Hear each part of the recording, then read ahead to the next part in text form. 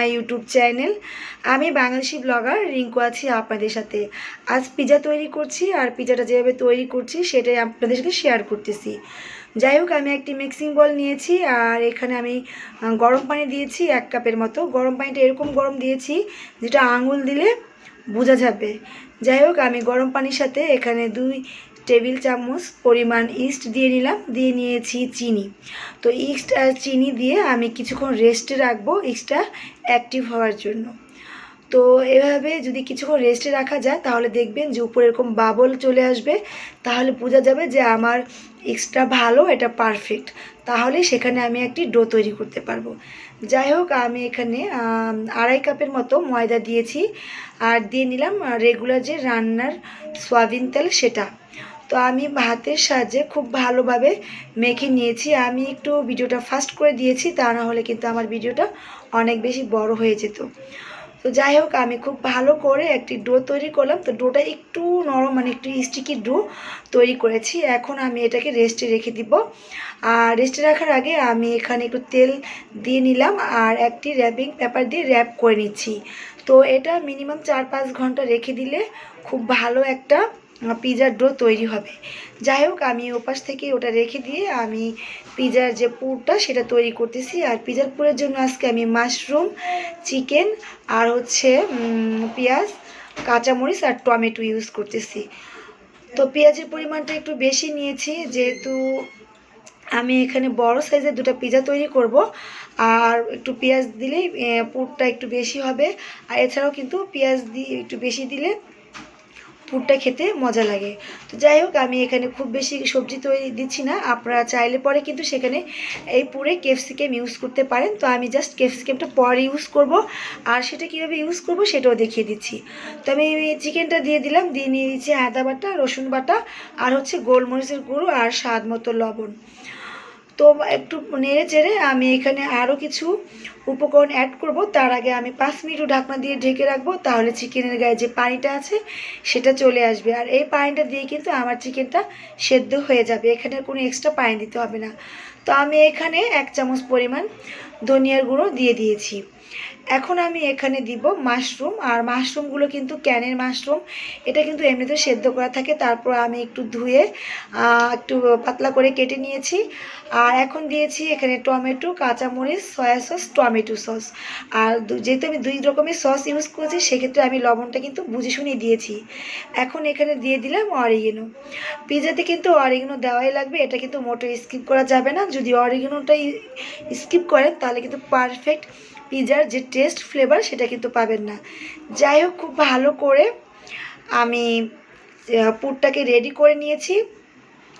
এখন এপাশে আমি তৈরি করতেছি পিজার যে সস সেটা।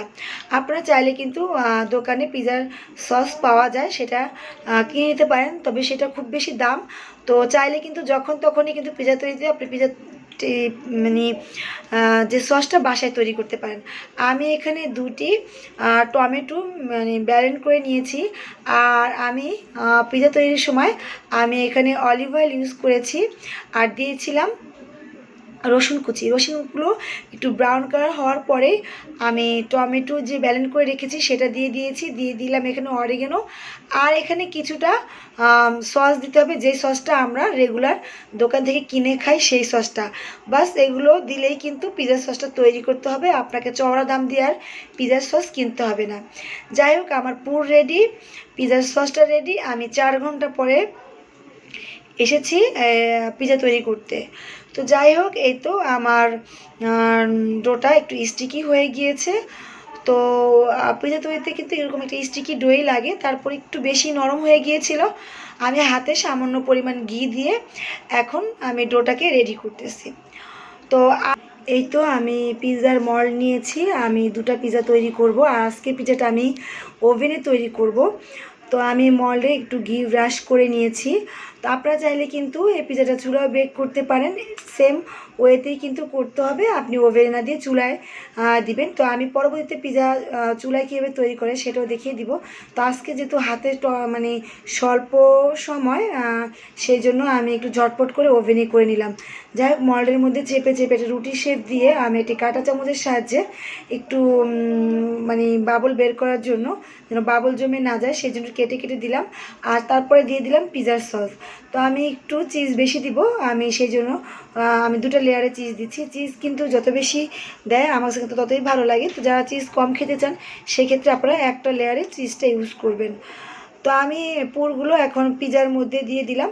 তো আমি পুরটা একটু বেশি দিচ্ছি, আসলে কিন্তু সচরাচর যখন আমরা বাইরে পিজা খেতে যাই তখন কিন্তু পুরগুলো এত বেশি দেয় না। তো যাই হোক, আমি যেটা নিজেরা খাবো এই জন্য একটু ভালো করেই তৈরি করে নিচ্ছি। তো পুর দিয়ে আমি এখন আবার একটু ডেকোরেশন করছি। তো এখন আমি ক্যাপসিকাম ইউজ করতেছি। তো আমি এখানে আজকে 2 কালারের ক্যাপসিকাম ইউজ করেছি। তো আপনারা চাইলে 3টা কালারও ইউজ করতে পারেন, চাইলে পরে কিন্তু পুর যখন রেডি করবেন তখন কিন্তু সেখানে ক্যাপসিকাম দিতে পারেন। যাই হোক, আমি একটু দেখার সৌন্দর্যের জন্য পেঁয়াজগুলোকে রিং রিং করে কেটে নিয়েছি। আর আমি এখন এখানে দিচ্ছি ব্ল্যাক অলিভ। তো সমস্ত উপকরণগুলো দিয়ে সুন্দর করে ডেকোরেশন করে নিলেই কিন্তু সুন্দর একটা পিজা হয়ে যায়। আসলে এটা হচ্ছে নিজের মন থেকে আসে, ডেকোরেশনটা আপনি যেভাবে ইচ্ছে সেভাবে কিন্তু করে নিতে পারেন। তো আমি এই পর্যায়ে আবার দিয়ে দিচ্ছি চিজ। তো চিজের পরিমাণটা একটু বেশি দিয়েছি, আর আমি এখানে চিজটা এই কারণে বেশি দিয়েছি কারণ আমার বাচ্চারা কিন্তু চিজ খেতে পছন্দ করেন। তো যাই হোক, এই তো আমার একটি পিজা মোটামুটি রেডি। এখন আমি এখানে একটু সস দিয়ে নিব, আর দিয়ে নিব গোলমরিচের গুঁড়ো, আর দিব অরিগানো। সমস্ত উপকরণগুলো দিয়ে সুন্দর করে পিজাটাকে রেডি করে আমি এখন ওভেনে দিব। তো ওভেনে দিয়ে দিলাম। আর ওভেনে আমি কিন্তু সচরাচর আমি পিৎজা কেক তৈরি করি না। তো যেহেতু একটু সময় কম, বাচ্চারা খাবে, তাড়াহুড়োর জন্য কিন্তু ওভেনে করে নিলাম। এরপরে যখন আমি চুলায় তৈরি করব অবশ্যই আপনাদের সাথে সেটা শেয়ার করব।